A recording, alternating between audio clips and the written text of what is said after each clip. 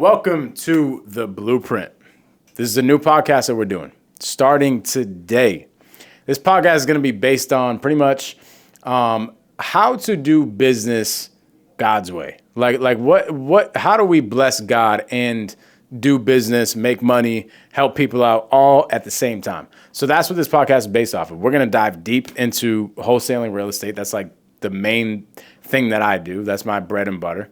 We're going to dive deep in all the other things in real estate. We're going to dive deep into entrepreneurship. We're going to dive deep into all the things that you could think about. So I'm excited for this. So what we're going to chat about today is we're going to chat about some mindset stuff. Okay. So I was thinking about this. I'm like, what is the point? Okay. What is the point of having a whole sales process, having all the systems and the processes and all the knowledge in order for you to go be successful? What's the point of having all that if the mindset is not there, right? So before we go ahead and go, explain all the systems and processes that are in a wholesaling company or sales processes or techniques and strategies and business and marketing strategies and all these things, I'm like, I think we need to set a foundation. Okay. And this came from a couple different things. This week, me and my team were just hammering away, right? And every single day we do morning role plays in, the BluePrint community. And I'm also in Zooms with my team, listening to their seller calls. We're in sales meetings, going over call calibrations and all that stuff. So I'm listening to conversations all day. That's like my job. Every single day. My job is to listen to a bunch of different conversations and help people out and assist them through those conversations, right? And some of my team members, right? I was like hearing some tones and some like uncertainty in their voices that were getting projected through the call, and ultimately that led to a certain outcome, right? And the outcome was not what we wanted. But I was really thinking about this. I'm like, man, what the heck? How the heck do I can sit here and tell you all day, here's the one-liner. Here's exactly what you should say. Oh, tell the seller this. Tell the seller that. Tell the seller this. But if I keep telling you these things, right, and the mindset never changes, it will never matter, right? So I'll never be able to walk away. I'll always have to be here telling you the exact words to say. Like, no, if we're going to be leaders on our own, and we're going to lead teams, and we're going to lead communities and stuff. It's the mindset that brings leadership to the table, right? It's not all the techniques. The techniques are great. Like you need to know, a sales process. You need to know marketing techniques. You need to know your KPIs, and you need to understand bookkeeping and understand numbers and all that type of stuff. But at the end of the day, if the mindset is not there, all that stuff doesn't matter at all. Like you might as well have spent money on the freaking program that you spent to go learn how to go wholesaling real estate, right? If the mindset just isn't there, it's almost like trying to drive a car with no gas. You know what I'm saying? You have this nice souped up Ferrari, you just got it, but bro, there's no gas stations around you. There's no way to get gas. It's like, what the heck is the freaking point, right? So it's the mindset behind it. And really what I saw, right, especially let's just talk about sales, right? Because that's like my bread and butter. My bread and butter is sales, okay? That's what our whole entire business has been built off of. That's what the BluePrint mentorship has been built off. It's been built off of sales training, sales processes, sales techniques, all the things, right? In order to get the results that we want in sales, there's really one mindset. There's one mindset that trumps everything, right? Like all the different types of strategies. There's a strategies where you're more of like a consultant. That's the type of sales that I like. Like you're finding a problem and you're going out and figuring out how to solve that problem right next to the prospect and you're doing it together with them. There's a type of sales where you're selling features and benefits and like shoving it down their throats, right? There's all different types of sales out there, okay? And the coolest part is they all work. And all of them work under one main mindset. And that one mindset is, I'm just not going to take no for an answer, right? So like if we just have it embedded in our brains that I am assuming a yes. I'm going into every single call. I'm going into every single situation, and I'm simply just going to assume that it is a yes. So I'm not going to hop on the phone, right? I'm not going to look at a lead and see, oh, wait, the VA said that, they don't want to sell for another 6 to 12 months and they might not be motivated. I just pushed it just to see, right? Oh, I looked at that. This is what happens. As salespeople, some of us will look at that lead and be like, oh, not a freaking good lead. And you kind of just like dead it. Like you're just like, whatever. You're already going into the call thinking that this is not a lead. I'm like, I'm the opposite. I'm like, listen, I don't even show me the notes. I'm just going to assume that the phone number, the name, and the address that you just gave me is like the hottest lead that I've ever talked to in my life. I'm going to assume that there's the biggest yes on the other side of that phone before I even call it. So that's just like my mindset in the beginning before I ever even take an action. So this is before you walk into a meeting. This is before you go talk to a private money lender. This is before you go talk to a partner. This is before you go on a seller appointment. It's like I'm already assuming a yes in my brain. And then, worst case scenario, I do absolutely any and everything it takes in order to get a yes, and I get a no. I just move on to the next lead. Like that's it. Actually, it's good news. That means I'm just that much closer to a yes, right? So you hear the cliche thing all the time. It takes so many no's to get to one yes. But I just assume that it's already a yes. Why not? It's like I'm just going to call them and I'm going to assume that it's a yes. If I assume that it's a no, then I'm going to get a no. Right? And this isn't like whatever you put in the universe is going to come out. It's like, yeah, I get it. But no, the mindset behind I'm going to assume a yes, it comes out in your tone. It comes out in the way that you ask your questions. It comes out in your confidence. And that results into different fruit, right? So when you already have the mindset built in, like, all right, this doesn't look like a hot lead. This doesn't look like an opportunity, but let me just call them so I can hit my KPIs. Okay? You're already putting yourself in a position where when you get on the phone, your tone is going to be off. Okay? Your personality is going to be off. Your credibility is going to be off. Your certainty is going to be off. And then that results into a different result than you want on the call. But if I'm going in with confidence and certainty and I am just assuming that I am getting a yes on this phone, my questions are going to sound much different. My tone is going to sound much different. My certainty is going to be at a much different level. And the way that I communicate is going to result in to those results, right? I'm going to tell this story really quick. This was probably like a couple months back. I get this significant check, okay? And I need it cleared that day. Usually when I call Chase Bank, they're cool with, clearing the check. And I've had to, call them to get things cleared like that day. And I go through some hoops and ladders and it kind of takes some time to get it, but I finally get it done. But this day, it was like extra hard to get this check cleared. Like we had to call the lawyers that issued the check out. I had to get them on the phone with my bank. I literally went through hoops and ladders. I talked to about 5 different people on the phone at Chase, okay?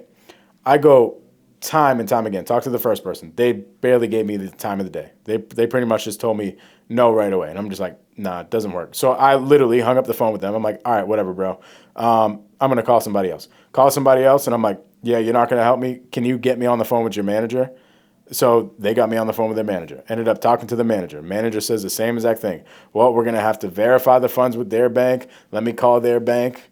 Their bank said they're not willing to give any information up. Sorry, we're not going to be able to help you out. You're just going to have to wait the 14 days. I'm like, ain't no way we're waiting 14 days for this check. Like, we're getting this check cleared. I don't care. So I kept calling. Called again. I even called the lawyer's office again. And they're like, this is what the lawyer's office said to me.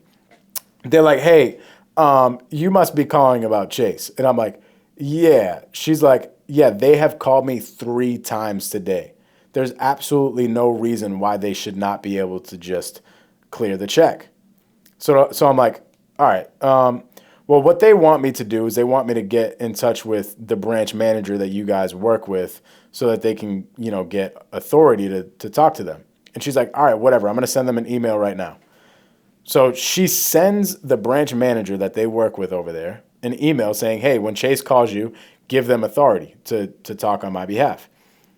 Chase does that, and they're like, nope, not able to do it. And I'm like, yo, you got to be kidding me.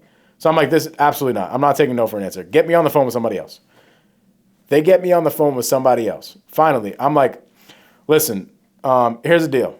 I've done this, that, the other, and then some in order to get this check cleared. All of the things that I have done, you guys have gotten some success with it. Right? And I've been a client with you guys for the past, 2 or 3 years, and we've never had a problem. There's never been any bounced checks. We're getting wholesale fees that are pretty big, 10, 20, 30, 40, $50,000 at a time, and there's never been an issue. You can go back and look at all the previous checks. We've never had an issue before. And I really like you guys, so I want to keep the relationship. I mean, I think we have a good relationship going. And the lady's like, yeah, I really want to help you out. And, I respect your relationship with us. Let me see what I could do. She, it's like 2 or 3 minutes goes by as I'm on hold. She comes back and she's like, yeah, I'm sorry. There's just, we just can't get through to their bank. They're not giving us any information. I'm like, all right, so I need this check cleared today. So what are we going to do here? She's like, give me a minute. So she puts me on hold again. She comes back in. She says, you know what? What I'm going to do here is I'm just going to use my authority to override everything, and I'm going to clear the check for you. And I'm like, what? Yo, I literally spent 2 hours on this. No joke. 2 hours on calling Chase Bank. Finally, they clear the check. And I'm like, listen, there's always a yes. Behind every single smoke screen, there's a yes. I am just assuming that there's a yes. And I almost did not call her because I almost just took an L. I almost was just like, whatever. You know what? I don't need it that bad. I'll just wait the 14 days. Like, it is what it is. And I almost took an L. Instead, I was like, you know what?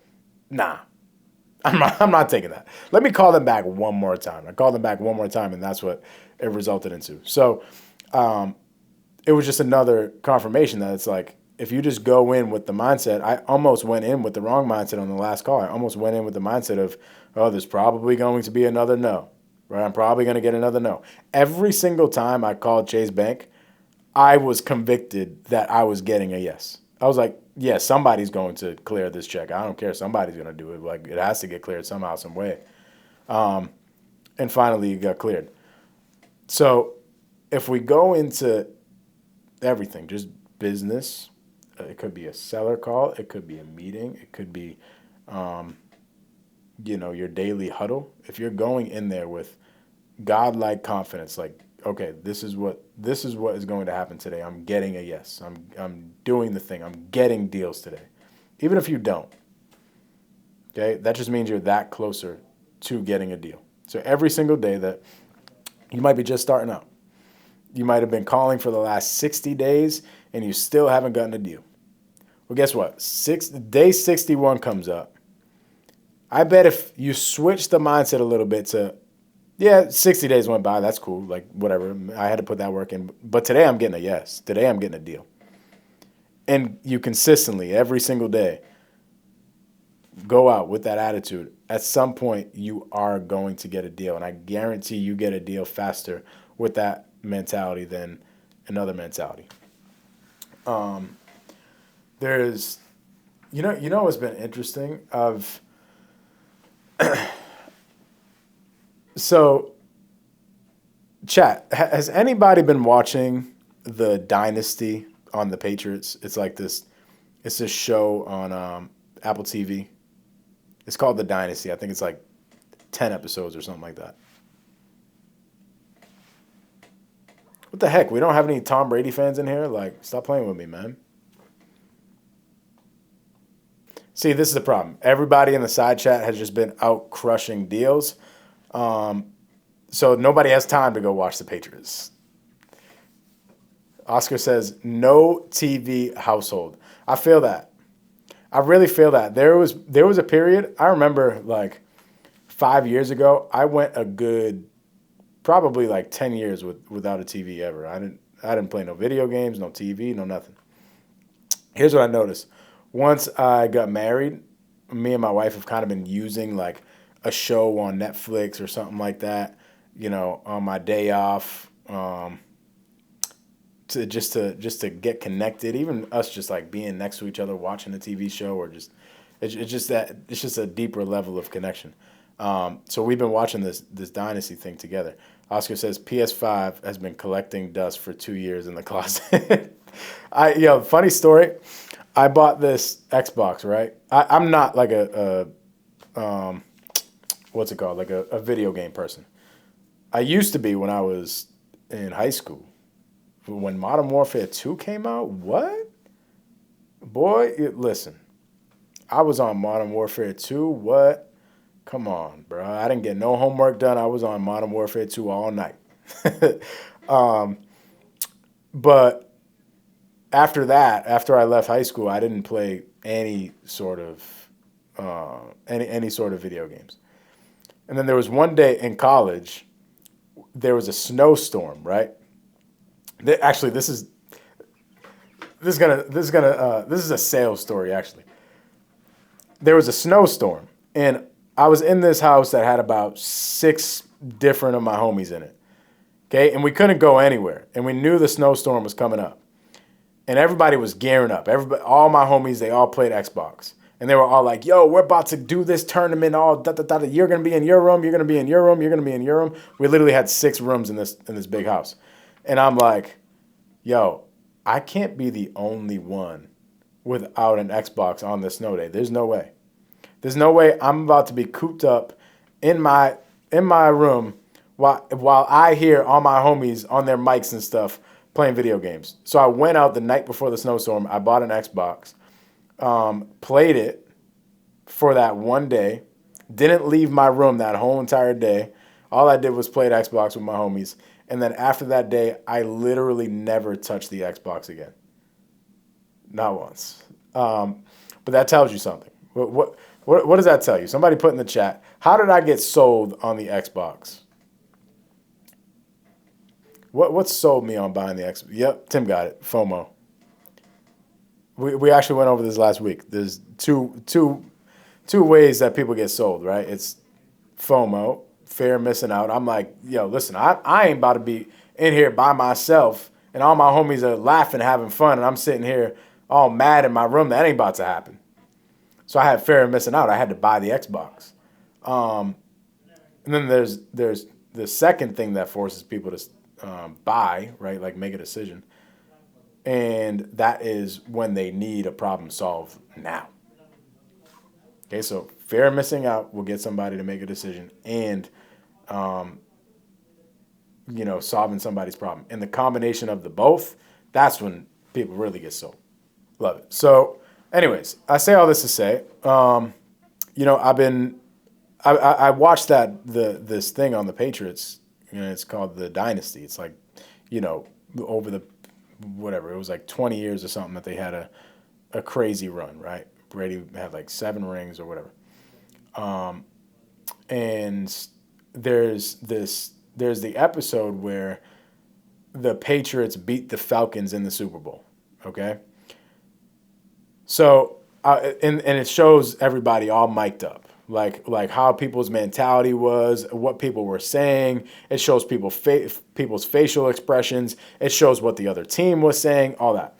And the Patriots are getting their butts beat for the first like 3 quarters. Okay, for those of you who aren't football fans, a football game is 4 quarters long. So for 3 quarters of the game, the Patriots were getting their butts beat. By the third quarter, they were down 28-3. Okay? But I'm listening to all the players as they're like mic'd up and they're having conversations while they're down 28-3. I'm not kidding. Every single one of the Patriot players were like, oh, yo, this is going to be a dope story. Edelman said it like 5 different times, mic'd up. He's like, listen, man, this is going to be a dope story. I can't wait till the end of this. This is going to be a dope story. Meaning like, oh, no, we're winning this game. Like, it's like I'm winning. Like, that's it. I'm winning the game. That's how everybody on the Patriots were talking during those 3 quarters, right? This is what the people on the other side were saying. They were like, oh, they don't know what the heck they're doing. Yeah, like this ain't nothing. Like whatever. Like they were just kind of being mad passive, laid back.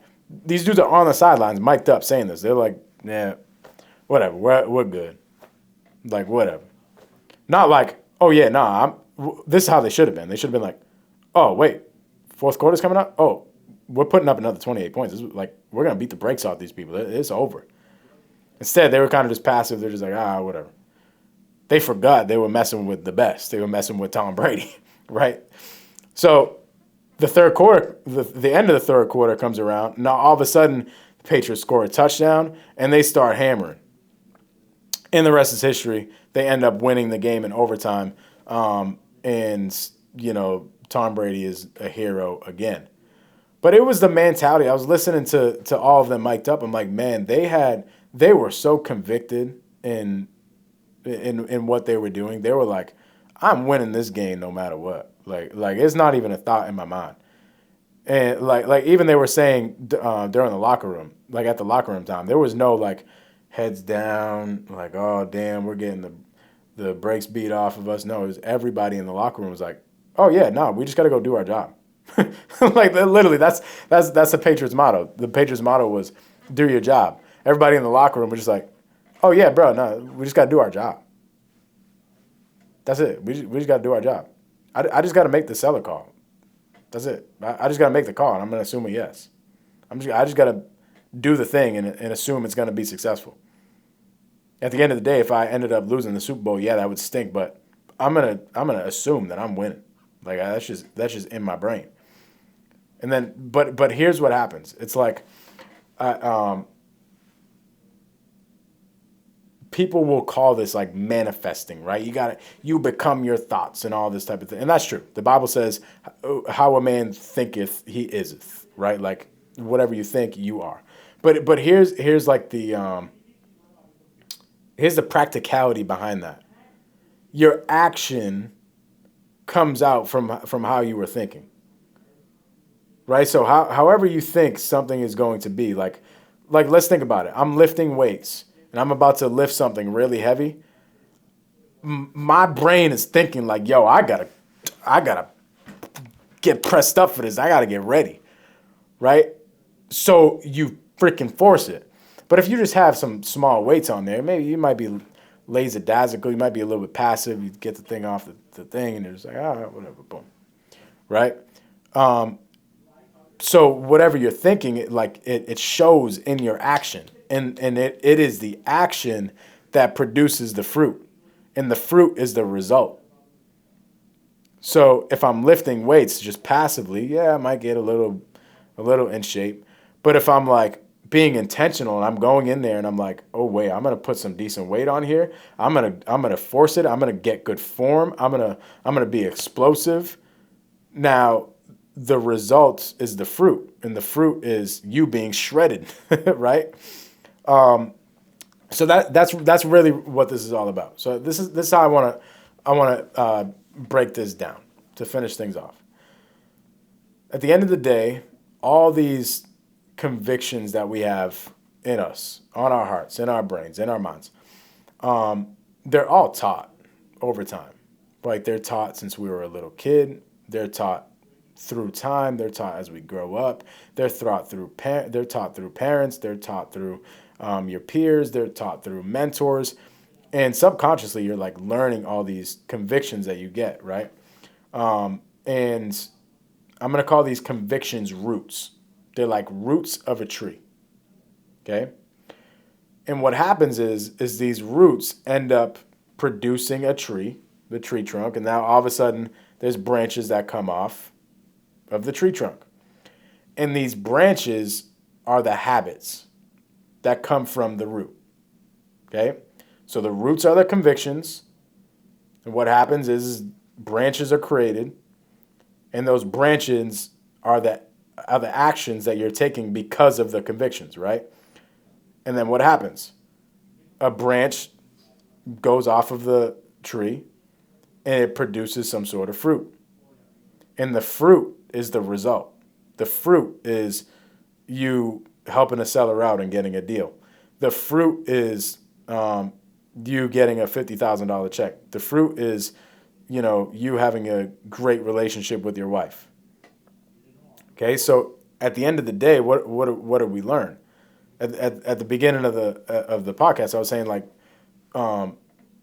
we have these convictions, right? That make us take an action, and the action is what produces the result. So what we just got to realize is, man, I just got to get the act. I mean, I just got to get the root right.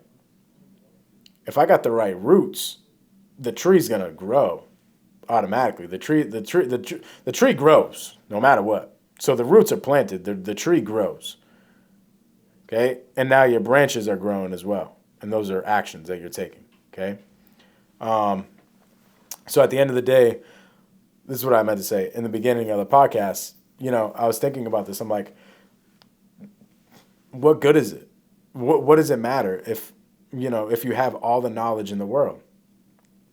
If you know the right list to be on, if you know the exact, new lead generation strategy that is beating everybody else out, what good is it if we don't have the right convictions? Right? If we're not convicted with the right roots. So what needs to happen, and this I have to do this myself all the time. I have to uproot things. I gotta uproot all these convictions that I have in my heart, in my mind, and plant new roots. So that can produce new branches, so that can produce new fruits. But what does it take? It takes us finally realizing that. And that takes a couple different things. That could take you getting in the right rooms. That could take you just looking yourself in the mirror. That could take you having a conversation with your wife. That could take you praying. That could take you talking to God and figuring that thing out. Like, Lord, what are the roots that I have currently in my life? What are the convictions that I am maybe even subconsciously convicted on that can be changed, that are going to produce different fruits? Let's get the right conviction. So here's what I want to do. Let's open it up for Q&A. So if y'all want to unmute, if anybody has a question, let's rock and roll. Keegan says, shifted when I changed my relationship to being grateful rather than state of lack. Damn. That's good. That's good because it's like when you wake up in the morning and you're already in a state of lack, right? You're already thinking like, dang, I don't have enough deals on the whiteboard. Dang, I don't have enough money in my account. Dang, like things haven't been going my way this week. All of a sudden, you're about to start having the same old convictions that you had yesterday that kept landing you these results. Right? But if you just changed, if you just woke up and you started changing it, like, you know what? I got one deal on the whiteboard this morning. You know what that means? That means I can get another one. That means I'm going to get another one at some point. right? Or I talked to a motivated seller that was pretty motivated yesterday. I didn't get a deal, but like that was one of my first times talking to somebody that was really, really motivated. I'm gonna talk to another motivated seller, and I'm gonna get a deal at some point. Like this is gonna, and it's probably gonna happen today. It actually, not even probably, it's gonna happen today. And you start waking up like that. Like I'm grateful that I'm even gonna have an opportunity to talk to a motivated seller today. That's good, Keegan. That's good. You know, you could actually be, you could be one of the worst communicators. Like you might not know the one-liners. You might stink with your tone. You might stink with telling stories. Like you might stink at sales, okay? But if you just change the roots, I'm convicted that anybody can get good at sales. Anybody can get good at business. Here's the coolest part about entrepreneurship. It's not like sports where you have to have a certain build. You have to be pretty dang strong and fast in order to play football. In entrepreneurship, you don't need that. Anybody can make it happen. And here's the coolest part. You're not limited to a time frame. Sports, you got maybe 5 to 10 years if you're lucky. Entrepreneurship, this could be the rest of your life. So you're not bound to everything else like you are in all these other systems of the world, like sports and things of that nature. That's the coolest part about entrepreneurship. Everybody has a shot. Is everybody built for it? If they search for it, they will be. If they get convicted of the right convictions and search for that and really work on changing, they can be. That's all it is. It's really nothing more than just switching your mindset up a little bit.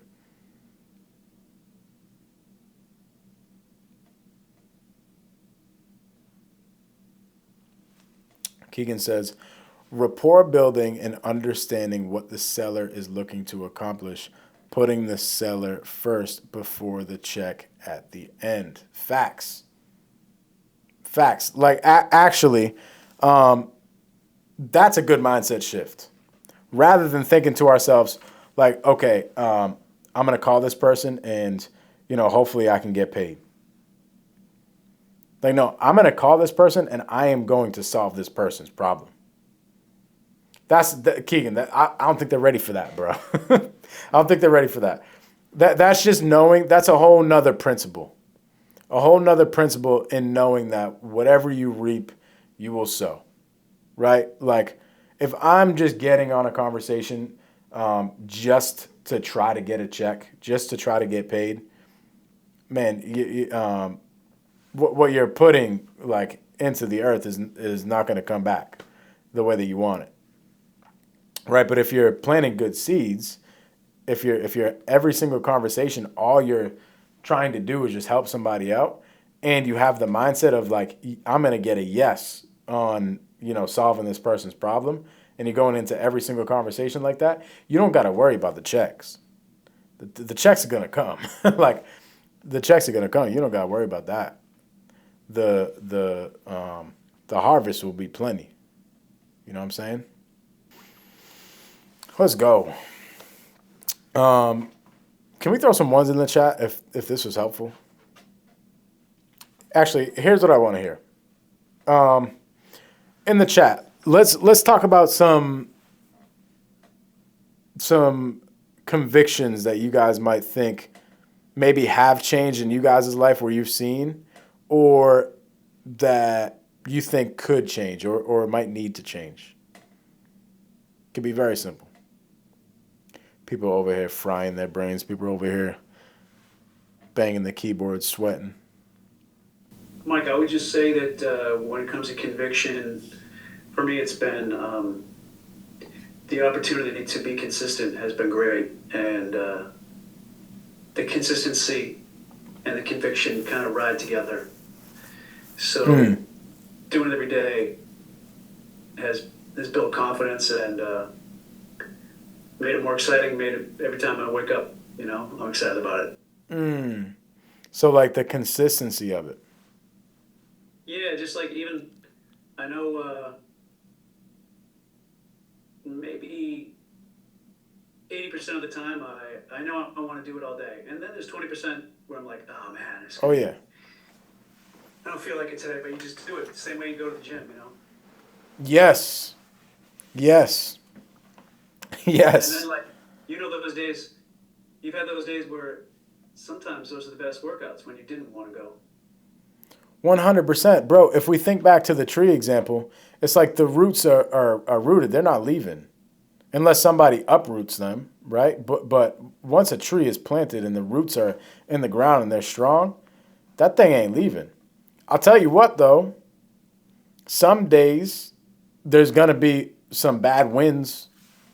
You might have some snow that falls on the branches. You might have some rain going on, right? But at the end of the day, it's like if you're rooted in the right convictions, that tree is going to stand, bro. And those branches aren't going to fall off,